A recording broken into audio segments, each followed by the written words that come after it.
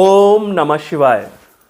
मित्रों, इस वीडियो में चर्चा करेंगे ग्रहों के आपसी संबंध कैसे बनते हैं। इस विषय में ये विषय जानना बहुत ज़्यादा ज़रूरी है, क्योंकि आपने देखा होगा कभी कभी कोई ग्रह जो ना तो महादशा में है, ना अंतरदशा में है, ना प्रत्यंतर दशा में है, ना सूक्ष्म दशा में है और ना प्राण दशा में है, लेकिन फिर भी उस ग्रह के आपको पूरे परिणाम मिल रहे हैं।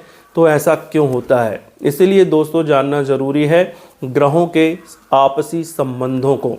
तो दोस्तों, ग्रह आपस में संबंध बनाते हैं। ये संबंध किस किस तरह से बन सकते हैं, इस बारे में मैं आपको बताऊंगा, ताकि आप ये जान सको कि किसी भी ग्रह का दूसरे ग्रह से यदि संबंध बन रहा है तो उसकी दशा में उस ग्रह के भी रिजल्ट्स आपको मिलेंगे जिस ग्रह से उसका संबंध बन रहा है। तो सबसे पहले, ग्रह जिस राशि में भी एक साथ बैठता है, राशि में या भाव में, तो वो समझ लीजिए कि उनकी युति हो गई, आपसी संबंध बन गया। तो साथ में बैठ जाना कुंडली में दो ग्रहों का या दो से ज़्यादा ग्रहों का आपस में उनका संबंध बना देता है। पहला संबंध ये हो गया। दूसरा संबंध दृष्टि संबंध होता है। यदि कोई ग्रह किसी दूसरे ग्रह को अपनी दृष्टि से देख रहा है, हर ग्रह की दृष्टियां अलग अलग हैं। सातवीं दृष्टि हर ग्रह की है, इस पर मैंने वीडियो बनाया हुआ है, उस वीडियो को जाकर आप देख सकते हैं, तो आपको प्रॉपर नॉलेज मिल जाएगा कि किस ग्रह की दृष्टि कितनी होती हैं और किस तरह से काम करती हैं। डिस्क्रिप्शन में मैं उस वीडियो की लिंक भी आपको दे दूंगा।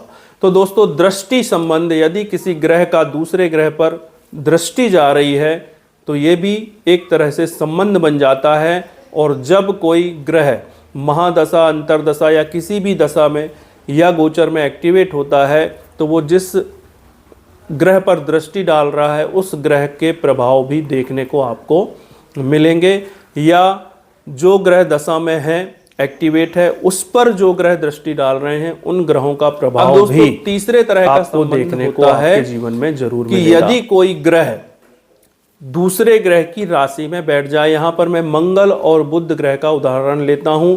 मंगल की दो राशियां हैं, मेष और वृश्चिक। बुध की भी दो राशियां हैं, मिथुन और कन्या।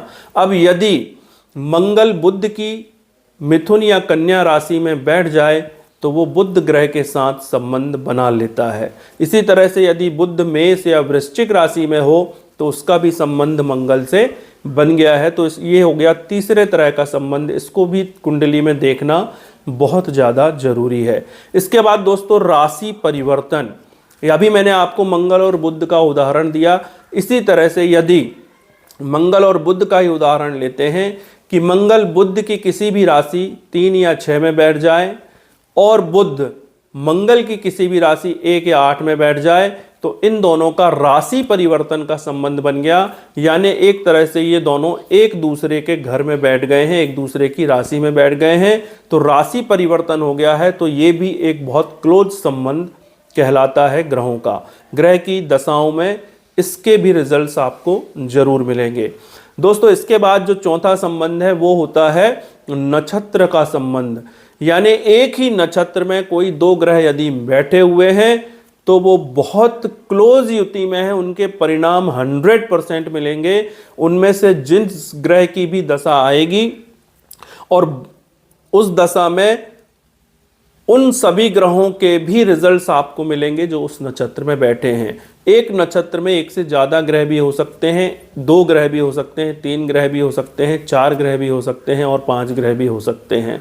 उन सभी का रिजल्ट्स आपको मिलेगा उनमें से जब भी कोई भी ग्रह किसी भी दशा में आएगा, क्योंकि वो एक ही नक्षत्र में बैठे हुए हैं।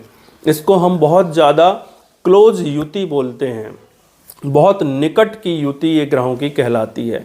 इसी तरह से नक्षत्र परिवर्तन का संबंध भी बनता है कि मान लीजिए आपकी कुंडली में सूर्य उत्तरा भाद्रपद नक्षत्र में है जो मीन राशि में आता है, और शनि आपके उत्तरा फाल्गुनी नक्षत्र में है जो कि सिंह राशि में आता है। तो क्या हुआ, सूर्य और शनि में नक्षत्र परिवर्तन हो गया, यानी ये दोनों एक दूसरे के नक्षत्र में बैठ गए हैं। तो ये भी एक बहुत ही निकट का संबंध बन गया है।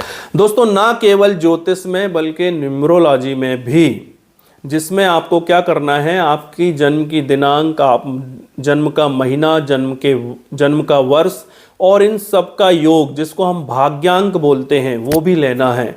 यदि उनमें भी ग्रह आपस में मिल रहे हैं तो वो भी संबंध माना जाता है। उदाहरण के लिए यदि आपकी जन्म दिनांक में या जन्म तिथि में, पूरी जन्म तिथि में जिसमें दिनांक, महीना और वर्ष शामिल है, उसमें 1 के साथ साथ कहीं 8 भी आ रहा है, वो महीने में हो सकता है, वर्ष में हो सकता है, पूरे अंकों के योग में यानी भाग्यांक 8 हो सकता है, और 1 और 8 आ रहा है, तो इसको हम सूर्य और शनि की युति कहते हैं।